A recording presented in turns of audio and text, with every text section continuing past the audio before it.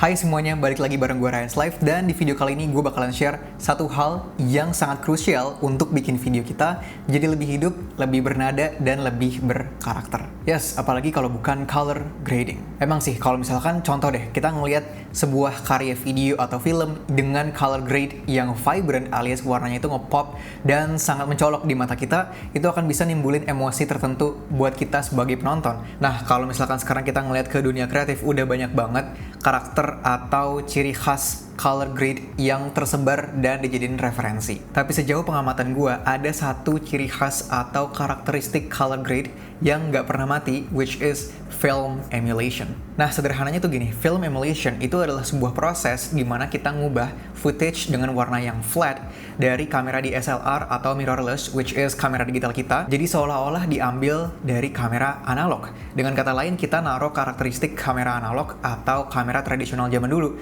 ke footage kamera digitalnya kita. Nah, buat teman-teman yang belum familiar atau mungkin baru kenalnya sama kamera digital doang, kamera film atau kamera analog itu adalah kamera yang pakai film stock atau yang pakai roll film. Kalau misalkan teman-teman pernah dengar istilah kayak Fujifilm, Kodak, Cinestill, Ilford, dan lain sebagainya, nah itu adalah merek film stock atau roll film. Nah ini nih, yang bikin hasil foto atau video dari kamera analog itu spesial adalah beberapa karakter yang nggak bisa kita dapetin sama sekali di kamera digital.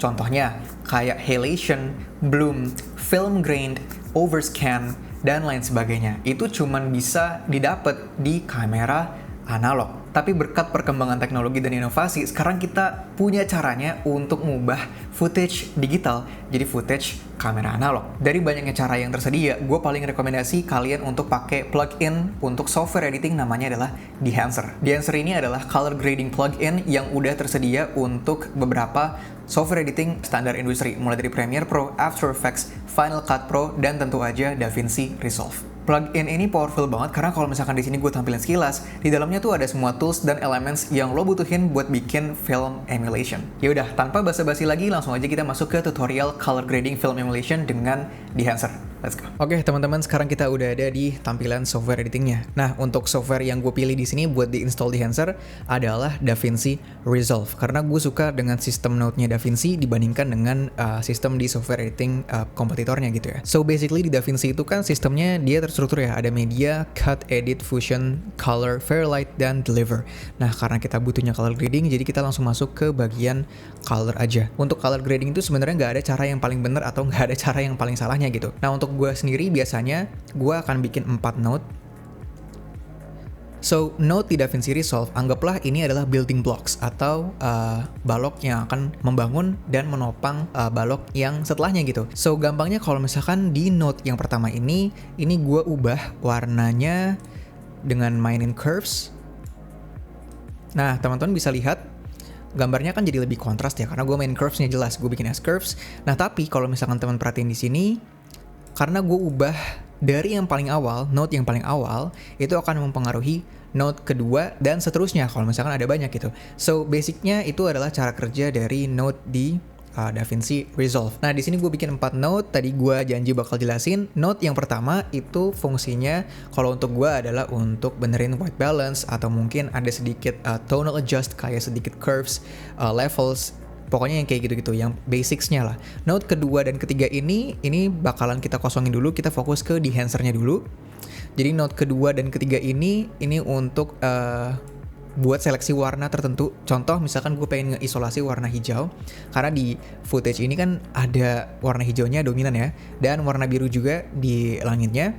Jadi gue bisa gue bisa isolasi warnanya di masing-masing node. Jadi node kedua ini warna hijau, node kedua ini warna biru. Terus gue bisa naikin saturasinya, baru gue taruh Dehancer-nya di terakhir.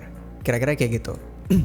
So, buat di awal kita bisa langsung ke bagian primaries color wheels, kemudian tembak white balance-nya, kita cari ke warna yang paling putih, mungkin di sini kali ya. Kemudian kalau misalkan udah, kita bisa langsung ke Dehancer. Dia akan muncul di library di paling bawah, film emulation. Nah, langsung di drag and drop aja ke node-nya.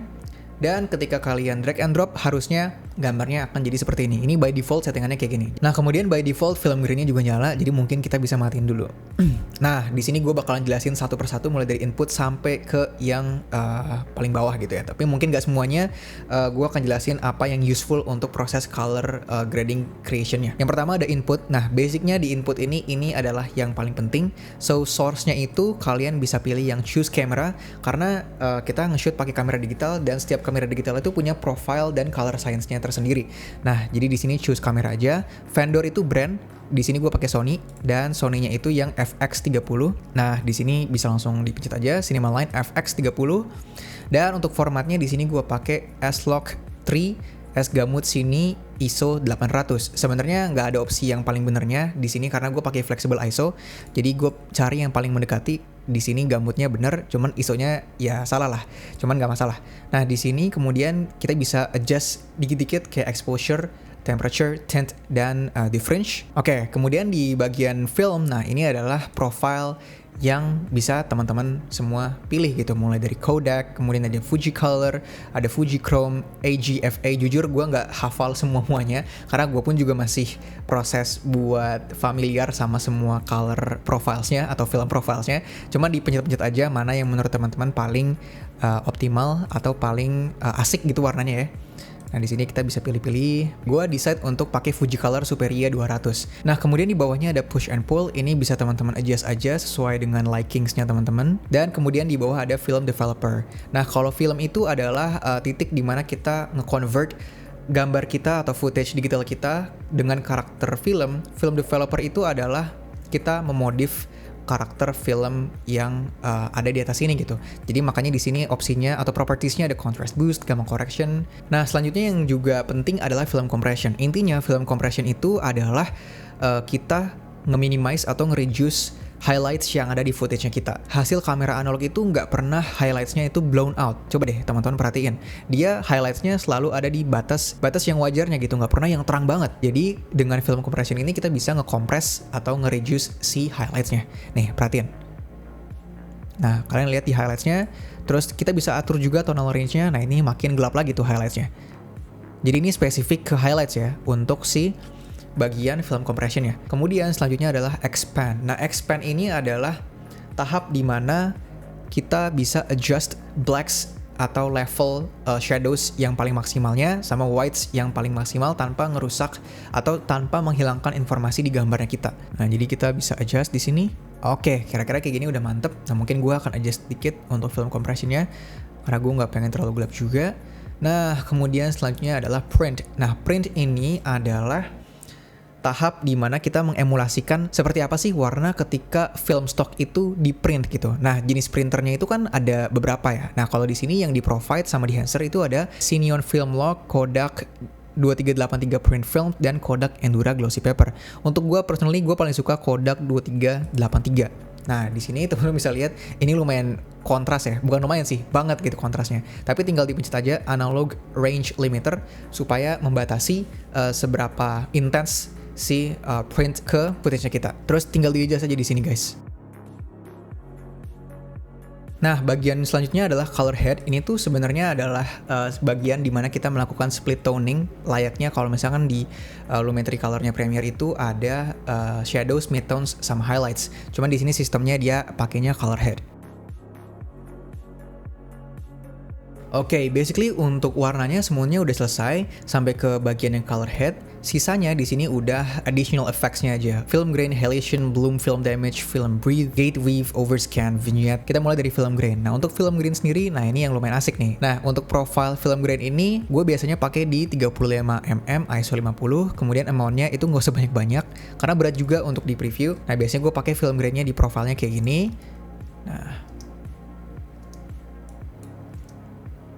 Nah, jadi teman-teman bisa lihat cukup subtle, dan menurut gua untuk taste gua pribadi ini adalah yang paling mirip dengan apa ya? Dengan grain di kamera film gitu. Terus halation. Nah, halation itu adalah sebuah efek. Ini mungkin gua harus pakai yang paling gede dulu intensity-nya. Nah, simpelnya halation ini adalah salah satu karakteristik dari kamera analog yang paling ikonik juga. Gue nggak terlalu bisa menjelaskan detailnya karena gue jujur kurang familiar. Cuman intinya itu ada something yang terjadi dengan film stocknya atau bagian internal dari kamera filmnya yang akhirnya bikin efek di mana akan terjadi glow atau bloom berwarna oranye kemerahan gitu di bagian perpisahan antara warna gelap dan terang. Jadi kalau misalkan di komposisi ini kalian bisa lihat di sini ada halation effect untuk bagian genteng dari rumahnya. Nah, halation sendiri gue di sini nggak mau terlalu intense, jadi biasanya gue pakai 16 kalau nggak 35. Terus ada opsi no ramjet juga. Simpelnya ini adalah opsi halation yang lebih intens. Jadi teman-teman bisa pakai kalau misalkan teman-teman pengen ngeliatin banget efek halationnya. Kayak misalkan di sini pakainya yang 16 mm no ramjet. Nah, ini lumayan kelihatan. Terus tinggal kalian turunin aja amplify-nya atau amount-nya di sini dan halationnya ini jauh lebih subtle gitu ya. Kemudian bloom. Nah, bloom ini juga sama. Dia akan menimbulkan efek kayak diffusion gitu. Jadi gambarnya jauh lebih halus, lebih less kontras, terutama untuk di bagian kulit atau di bagian perpisahan juga antara bagian yang gelap sama bagian yang terang gitu. Nah, di sini gue akan matiin. Nah, untuk parameternya sebenarnya sama aja kayak halation. Terus di sini ada film damage. Nah, film damage ini juga salah satu karakter yang ada di film zaman dulu yang paling ikonik. Jadi kalau misalkan gue play di sini, kalian bisa lihat ada tekstur-tekstur kayak kayak bakteri atau kuman-kuman gitulah. Itu bahasa gue aja. Cuman teman-teman bisa lihat di sini.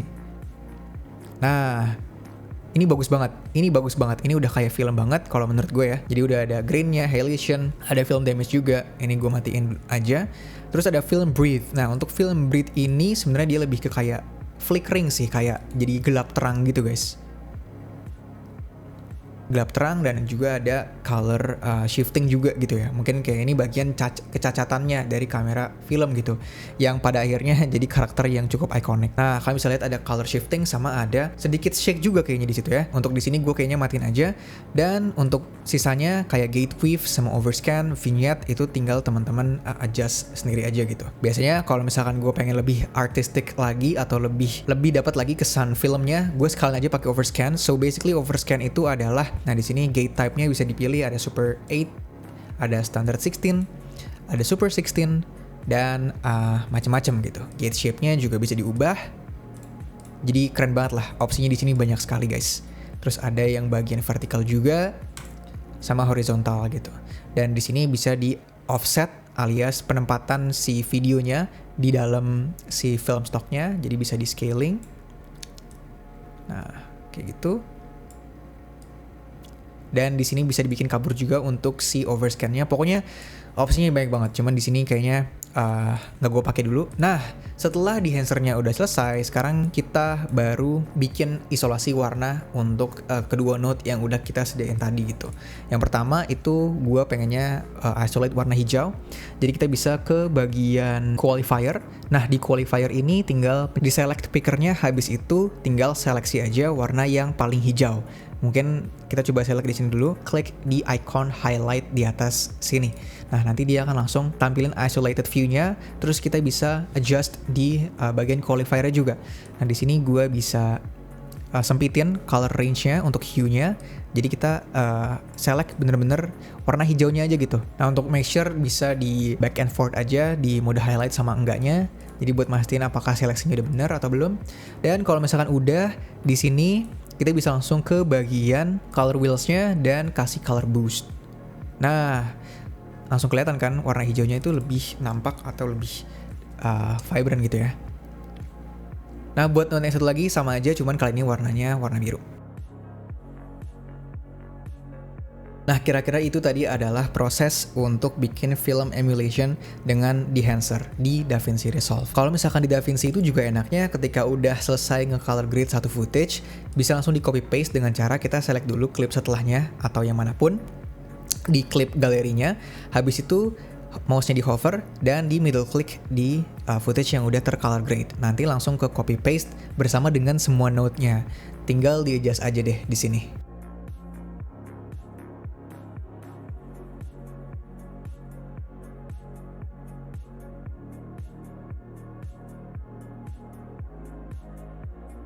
Oke, gue udah selesai untuk color grade 2 footage yang lain. Dan kira-kira ini hasilnya.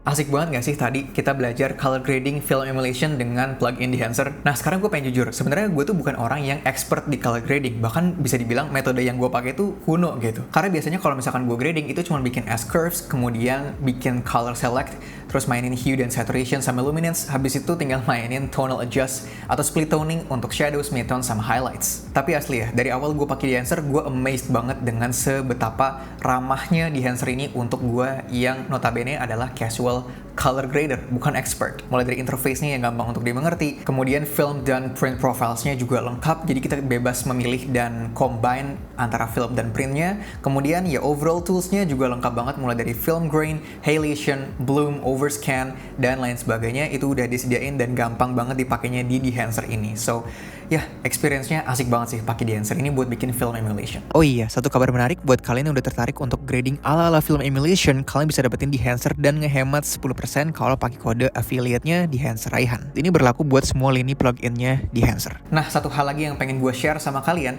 dari tadi kan kita belajar untuk color grading Dehancer di laptop atau di desktop gitu ya. Cuman yang dari awal gue lupa untuk kasih tahu adalah Dehancer ini tuh available juga di mobile, khususnya untuk pengguna iOS. Nah, di sini gue pengen coba untuk walkthrough aplikasi Dehancer-nya. Ini straightforward banget, dan kalau misalkan teman-teman dari tadi udah perhatiin tutorial color grading di Dehancer, harusnya pakai aplikasi mobile di iOS-nya ini udah lancar banget. Karena kenapa? Interface dan flow color gradingnya itu sama persis. Nih, gue coba praktekin ya. Nah, di sini kalian tinggal pilih aja foto ataupun video yang pengen di color grade, dan di sini tinggal pilih banyak film prints yang kurang lebih sama persis dengan apa yang kelihatan di Dehancer pluginnya gitu.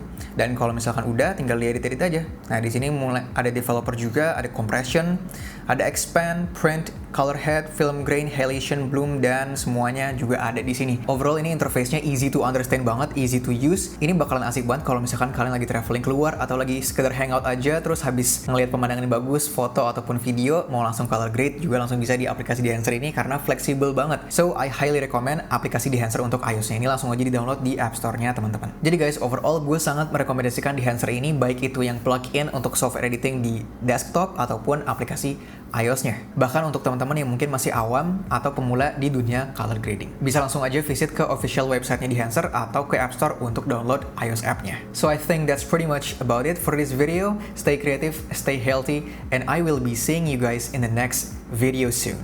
Let's go.